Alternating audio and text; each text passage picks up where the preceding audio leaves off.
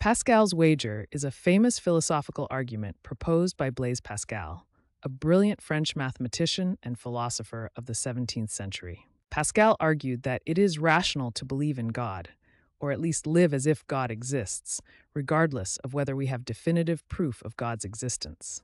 This argument focuses on potential outcomes rather than evidence. Pascal framed this as a decision matrix with four possible outcomes based on two key factors: whether we choose to believe in God and whether God actually exists. If you believe in God and God actually exists, Pascal argued you receive infinite reward, eternal salvation in heaven. If you don't believe in God but God actually exists, you face infinite loss, eternal punishment in hell. If you believe in God but God doesn't exist, you experience only finite loss, perhaps missing out on some worldly pleasures. If you don't believe in God and God doesn't exist, you gain finite benefits, enjoying worldly pleasures without constraint. Pascal's key insight was that when facing infinite stakes, infinite reward versus infinite punishment, the only rational choice is to believe in God, regardless of the probability of God's existence. Pascal called this a wager because, like placing a bet, we must make a choice about God's existence without having complete certainty. He argued that even if the probability of God existing seems low, the infinite reward makes belief the rational bet. This raises important questions. What does it actually mean to live righteously? And what are the practical implications of making this wager? These questions lead us to examine the real-world scenarios of Pascal's wager. Pascal's wager forces us to consider a fundamental question: what are the consequences of living righteously versus not living righteously? Let's examine this through a decision matrix that shows all possible outcomes. This matrix shows the four possible scenarios we face when making moral choices about how to live our lives. When you choose to live righteously, both possible outcomes are positive. If God exists, you receive eternal reward. If God doesn't exist, you've still lived a moral and honorable life. The potential for infinite gain through eternal paradise makes this choice compelling from a mathematical perspective. Now let's examine what happens if you choose not to live righteously. If you choose not to live righteously, the outcomes are asymmetrical. If God exists, you face potentially infinite loss. If God doesn't exist, you gain only temporary worldly pleasures.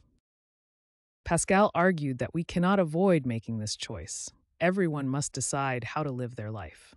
There is no neutral position in this wager. Even choosing not to believe or not to live righteously is itself a choice with consequences. Pascal believed that reason alone cannot prove or disprove God's existence. Therefore, we must consider the potential consequences of our choices. This limitation of reason is what makes the wager necessary. Since we cannot know with certainty, we must weigh the potential consequences of our choices.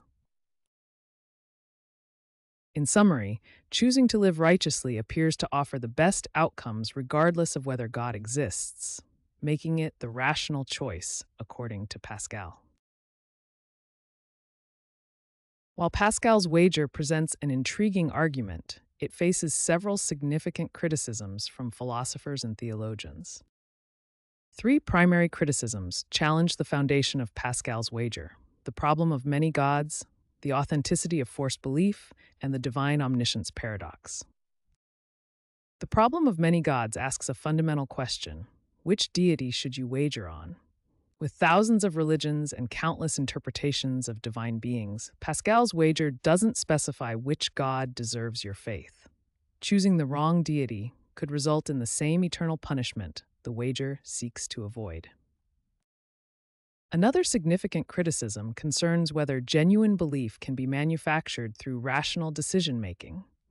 Critics argue that authentic religious belief cannot simply be decided upon. True faith typically emerges from personal experience, cultural background, or spiritual conviction, not from calculating potential outcomes. Richard Dawkins presents perhaps the most pointed criticism: an omniscient God would easily detect insincere belief.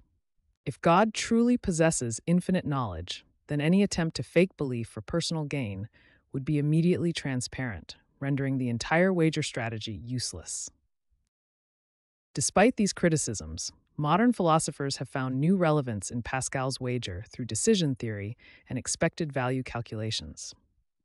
Contemporary decision theorists recognize Pascal's wager as an early example of expected utility theory, where rational agents maximize expected outcomes under uncertainty. Some contemporary philosophers have reinterpreted Pascal's wager in the context of technological advancement and consciousness preservation. This reinterpretation suggests that rather than betting on supernatural salvation, rational agents might instead invest in developing technologies that could preserve consciousness and achieve a form of technological immortality. Despite valid criticisms, Pascal's wager remains philosophically significant, challenging us to examine the relationship between reason and faith in making life's most consequential decisions.